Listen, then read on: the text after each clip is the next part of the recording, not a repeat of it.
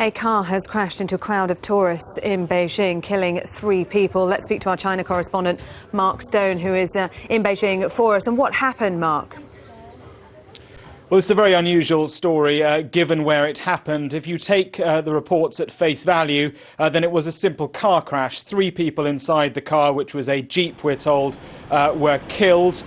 2 more bystanders, 1 Filipino and 1 Chinese citizen, were also killed. But take a look at where this happened. Anywhere familiar with Beijing will notice that this is possibly the most symbolic place in the whole of China. That is the Tiananmen Gate at the north end of Tiananmen Square. The car drew up out right underneath the portrait of Chairman Mao there in Tiananmen Square. When you consider the history of that square, the pro-democracy protests in 1989, and the way that the authorities have tried to cover up what happened today, you really come to perhaps a different conclusion, that this was rather more than a simple car crash. The details at the moment, as I say, are very difficult to discover. We drove down there earlier on this afternoon. Our producer and our driver drove across the square. They tried to film what had happened.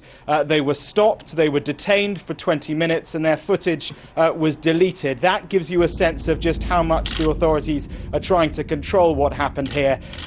When you also look at the evening news this evening, the Chinese evening news, not one mention of this incident. It happened right in the heart of Tiananmen Square, in a place that is heavily controlled. In order to get access to the square to film, we have to give a week's notice. There are fire extinguishers on a daily basis around that square because they're concerned about people setting themselves alight, perhaps Tibetan protesters. There are a whole host of reasons why this could have happened, but if you take Chinese media, state-run of course, at face value, this was a simple car crash.